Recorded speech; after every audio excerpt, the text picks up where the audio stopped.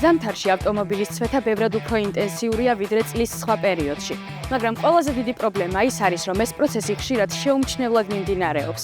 მძღოლის შედეგს მხოლოდ მაშინ გრძნობს, როცა პრობლემა უკვე აშკარაა. პირველ რიგში ეს ეხება რეზინის კომპონენტებს, ბუშინგები, მილები, საყრდენები და სხვადასხვა ელასტიური დეტალები, რომლებიც სიცივეში კარგავენ მოქნილობას. როდესაც რეზინა მყარდება, ის ვეღარ შთანთქავს ვიბრაციას, ისე როგორც საჭიროა და იწყება მიკრობზარები, რომლებიც დროთა განმავლობაში სერიოზულ დაზიანებაში გადადის. სამუხრუჭე სისტემაც ზამთარში განსაკუთრებულად იტვირთება. ტენი, მარილი და ჭუჭყი აჩქარებს სამუხრუჭე დისკებისა და ხუნდების ცვეთას. ხშირად ვიზუალურად ყველაფერი ნორმალურად გამოიყურება, მაგრამ ეფექტურობა უკვე შემცირებულია, განსაკუთრებით ცივ და ნესტიან პირობებში. საწმენდი სისტემები კიდევ ერთი მაგალითია. ზამთარში მინის საწმენდები მუშაობს ყინულზე, თოლსა და დაბინძურებულ მინაზე, რაც მათ სწრაფად ცვეთს. ცუდი ხილვადობა კი პირდაპირ აისახება უსაფრთხოებაზე.